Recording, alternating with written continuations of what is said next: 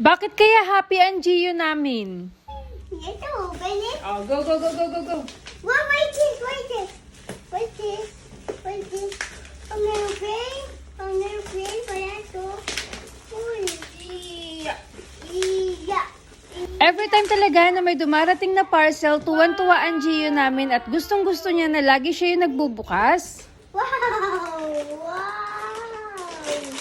At syempre, lalong tuwan-tuwa ang Gio namin kung sa kanya yung parcel na dumarating. Eto nga parcel na dumating sa kanya, sobrang natuwa din ako dahil nga sobrang ganda rin ng quality. May kasama na rin siyang 3 cars at 1 helicopter. At eto naman ang parts ng airplane. Dito nga, matitest yung kakayahan ko, charot. Nung una nga, akala ko sobrang hirap niyang buuin. Yun pala, sobrang dali lang niya i-assemble. O diba, pati yung nanay nag-e-enjoy sa pagbubuo ng toys niya. Ito yung finished product nung nabuo ko yung airplane. Eto na nga, yung top ng airplane na o-open yan para yan yung magiging silbing storage ng airplane. Eto pala yung mga cars na kasama sa isang box. Dito nga makikita mo na maganda talaga yung quality. At may kasama na rin na 6 na road signs. What's this, Gio?